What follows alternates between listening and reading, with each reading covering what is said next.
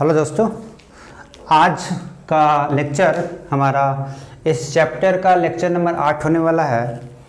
और आज के इस लेक्चर में हम लोग देखने वाले हैं कि फ्रिक्शन फोर्स का वर्क हम कैसे निकालेंगे। ठीक है, तो हम पहले जानेंगे कि फ्रिक्शन फोर्स कितने प्रकार के होते हैं। आप जानते होंगे फ्रिक्शन दो प्रकार के होते हैं, एक होता है स्टैटिक फ्रिक्शन और दूसरा होता है काइनेटिक फ्रिक्शन, है ना।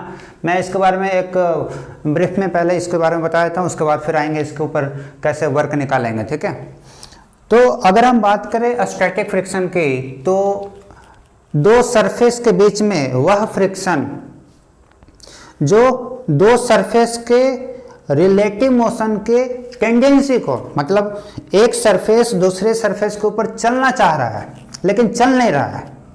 एक होता है चलना और एक चलना चाह रहा है ना। तो अगर एक सरफेस दूसरे सरफेस के ऊपर उसके रेस्पेक्ट में अगर चलना चाह रहा है लेकिन चल नहीं पा रहा है ड्यू टू फ्रिक्शन, तो उस फ्रिक्शन को बोलते हैं स्टैटिक फ्रिक्शन। कि दो सरफेस पे एक सरफेस दूसरे सरफेस चलना चाह रहा था लेकिन चल नहीं रहा, किसके कारण? फ्रिक्शन के कारण। तो उस फ्रिक्शन को क्या बोलेंगे उस केस में? Static friction. चलने के लिए रोक रहा है। लेकिन काइनेटिक फ्रिक्शन को कब कहेंगे? तो काइनेटिक फ्रिक्शन कहते हैं उस फ्रिक्शन को जिसमें एक सरफेस दूसरे सरफेस के ऊपर स्लाइड कर रहा होगा, चल रहा होगा, और जब चल रहा होगा तो उसके मोशन के विपरीत डायरेक्शन में, ऑपोजिट डायरेक्शन में एक उसको अपोजिंग फोर्स लग रहा होगा जिसको बोलते हैं काइनेटिक फ्रिक्शन। ठीक है, तो ये सब आप जानते होंगे स्टैटिक फ्रिक्शन और काइनेटिक फ्रिक्शन। ठीक है, अब स्टैटिक फ्रिक्शन और काइनेटिक फ्रिक्शन जो आप जानते हो, आज हम लोग इन दोनों फ्रिक्शन का वर्क डन देखने वाले हैं। ठीक है, तो चलिए शुरू करते हैं आज का लेक्चर कि हम दोनों फ्रिक्शन का वर्क डन कैसे लिखेंगे। आपको आज कुछ नया चीज़ देखने को मिलेगा कि फ्रिक्शन का वर्क अभी तक हो सकता है, अभी तक आप जान रहे हो कि फ्रिक्शन का वर्क ऑलवेज नेगेटिव होता है क्योंकि ये ओपोज करता है, लेकिन ऐसा सही नहीं है। फ्रिक्शन का वर्क पॉजिटिव भी हो सकता है, नेगेटिव भी हो सकता है और जीरो भी हो सकता है। आज के लेक्चर में हम ये देखने वाले हैं, तो चलिए देखते हैं। ठीक है, तो चलिए शुरू कर लेते हैं आज का लेक्चर।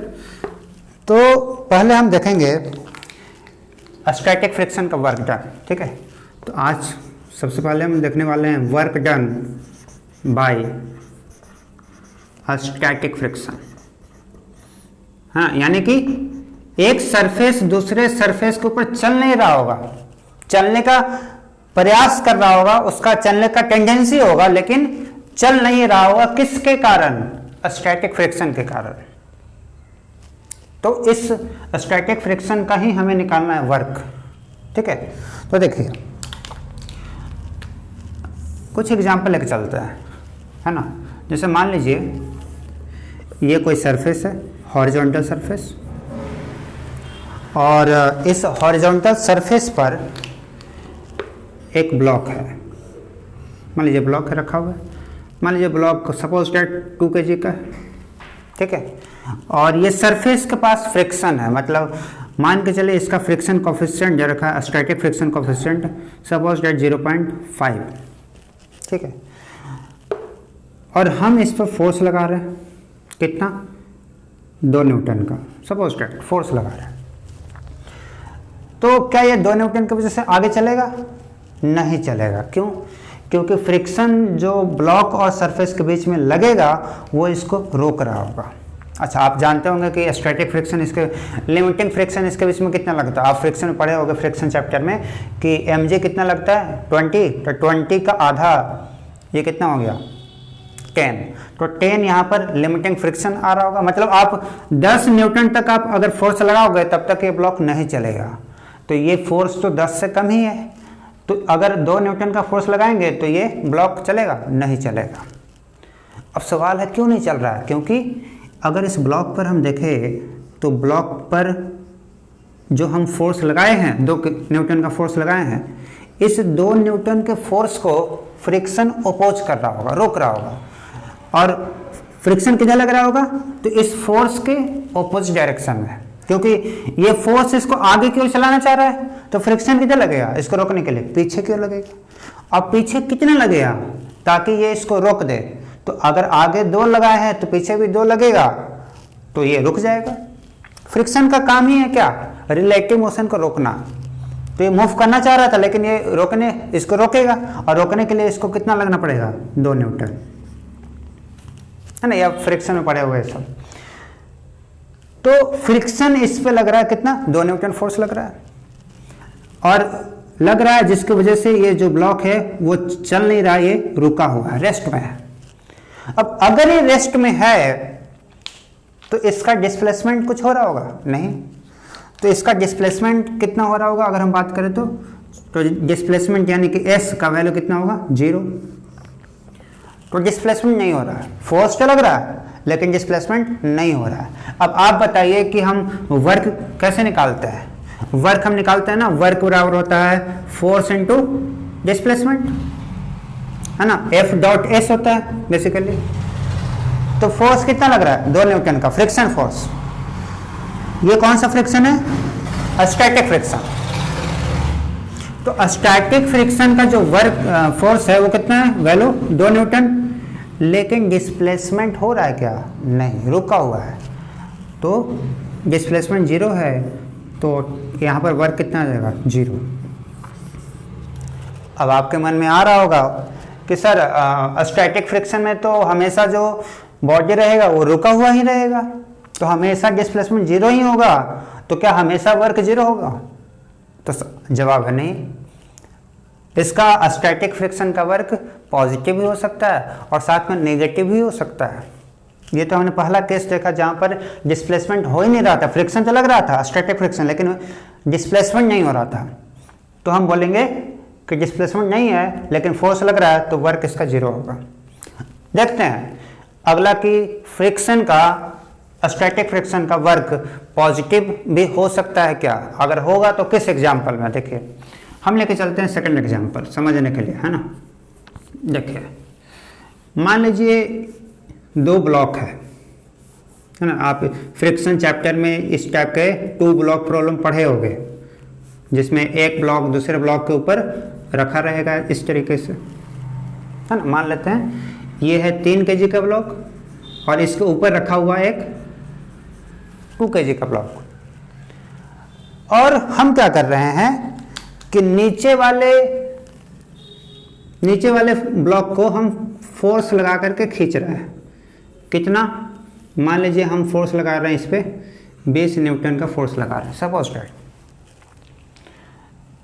और ये मान लेते हैं कि जो नीचे वाला सरफेस है वो स्मूथ है, मतलब नीचे वाला सरफेस के पास कोई भी फ्रिक्शन नहीं है, केवल फ्रिक्शन इन दोनों सरफेस के बीच में, इन दोनों ब्लॉक के बीच में है। और फ्रिक्शन कोएफिशिएंट मान लेते हैं कितना, 0.5। खैर ये सब जो डेटा है ये सब फ्रिक्शन कैलकुलेट करने के लिए, हम यहाँ पर फ्रिक्शन का वैल्यू कैलकुलेट नहीं करने जा रहे हैं।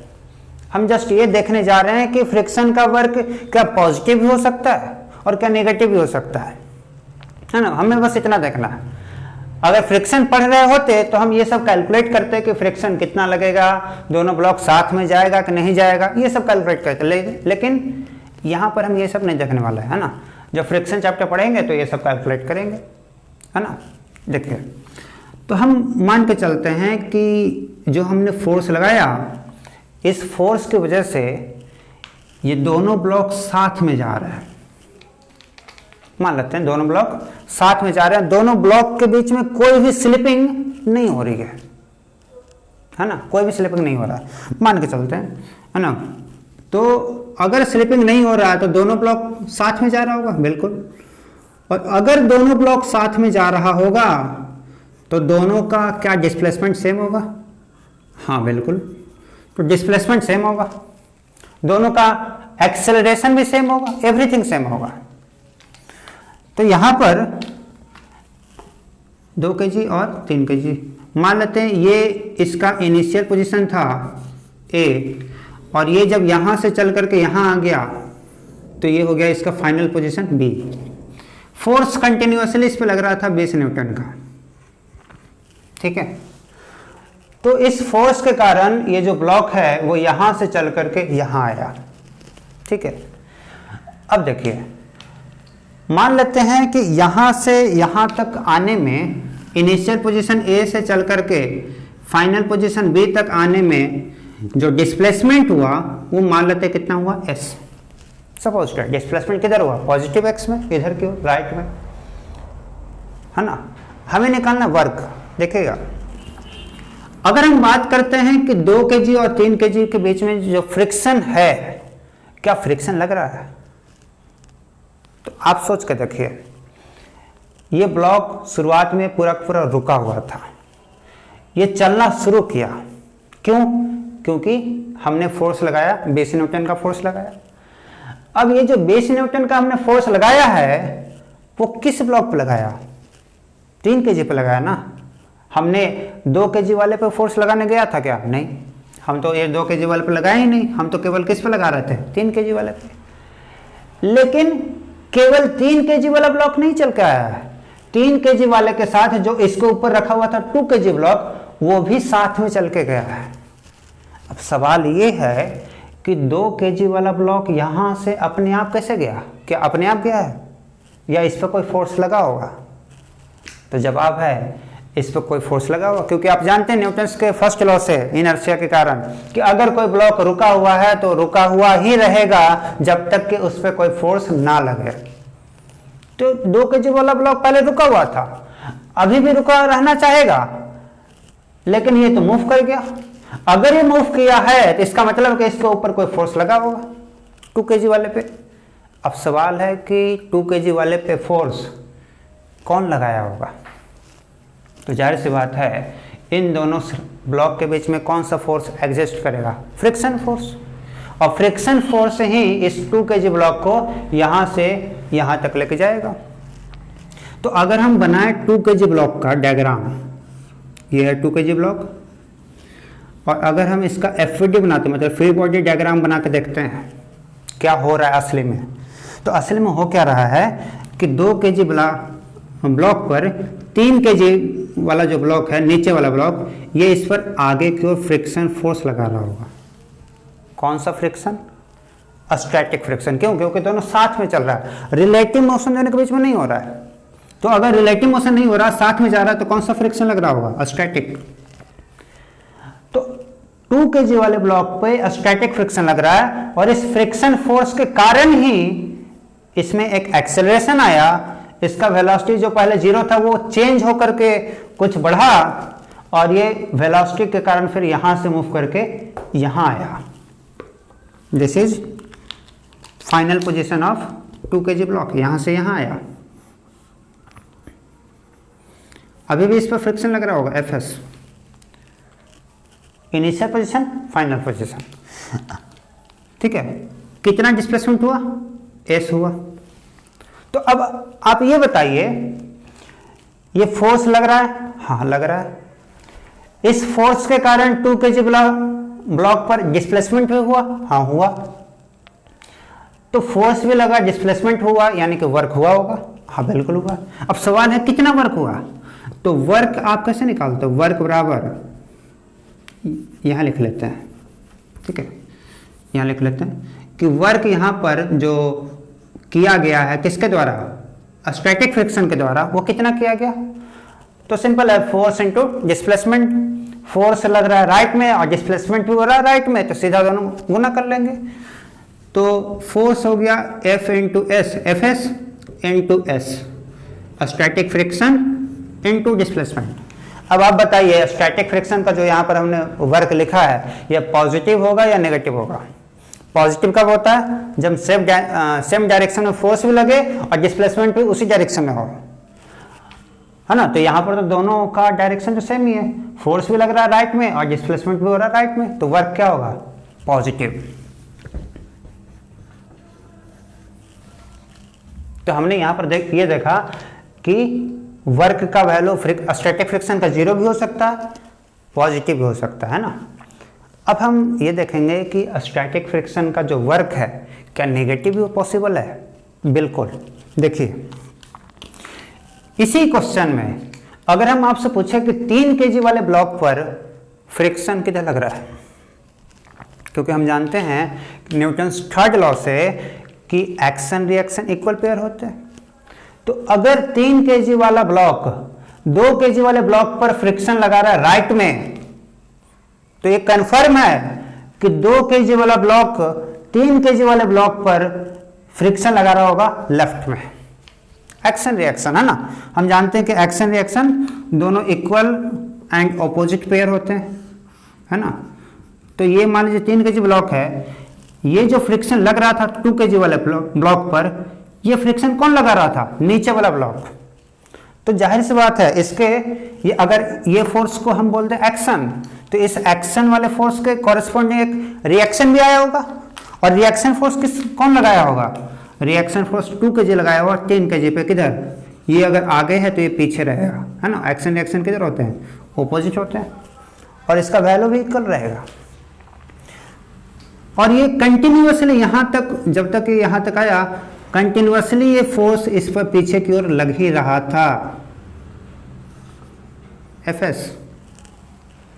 अब आप ये बताइए, इस 3 kg वाले ब्लॉक पर के मोशन के बारे में अगर हम देखते हैं, तो ये बताइए कि 3 kg वाले का डिस्प्लेसमेंट किधर हुआ? इधर ही हुआ, क्योंकि दोनों ब्लॉक साथ में मूव किया है, दोनों का डिस्प्लेसमेंट सेम है, s राइट में।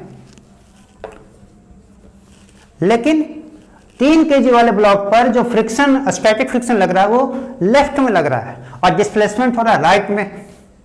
तो आप ये बताइए कि इस फ्रिक्शन का वर्क कितना होगा? तो हम अगर यहाँ पर वर्क लिखते हैं, work done by friction, static friction Fs, किस पर? 3 kg वाले ब्लॉक पे कितना आएगा? तो ये भी होगा Fs इंटू s। लेकिन क्या प्लस में होगा कि माइनस में होगा? तो माइनस में होगा। क्यों? क्योंकि दोनों का डायरेक्शन क्या है? ऑपोजिट है।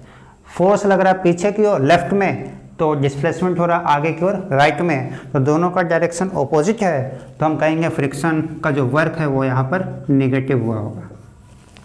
तो आप देख सकते हैं कि स्टैटिक फ्रिक्शन का जो वर्क है वो 0 भी हो सकता है, पॉजिटिव भी हो सकता है और नेगेटिव भी हो सकता है।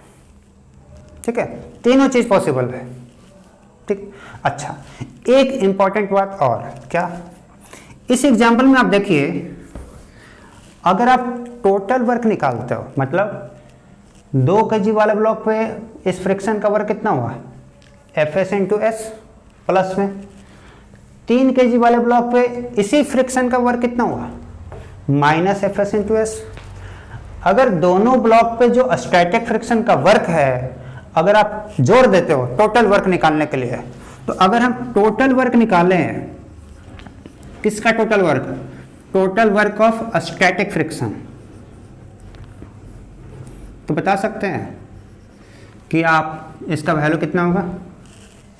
तो इसका वैल्यू होगा कितना?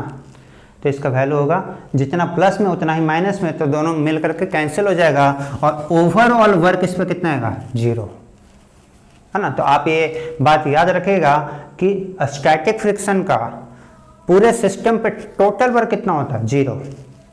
लेकिन क्या स्टैटिक फ्रिक्शन का वर्क पॉजिटिव केवल 0 हो सकता है? नहीं, पॉजिटिव भी हो सकता है, नेगेटिव भी हो सकता है और पॉजिटिव हो सकता है। 0, नेगेटिव, पॉजिटिव तीनों हो सकता है, लेकिन टोटल वर्क 0 होगा। तो आज के इस लेक्चर में हमने ये देखा कि स्टैटिक फ्रिक्शन का वर्क कैसे निकालेंगे, और मेन इंपॉर्टेंट बात यह है कि इसका स्टैटिक फ्रिक्शन का वर्क केवल 0 नहीं, कुछ भी हो सकता है ना। तो मिलते हैं फिर अगले वीडियो में। अगले वीडियो में हम देखेंगे काइनेटिक फ्रिक्शन का वर्क कैसे निकालेंगे, क्या इसका भी वैल्यू तीनों पॉसिबल है ना। अगले लेक्चर में देखते हैं, तब तक के लिए बने रहिए।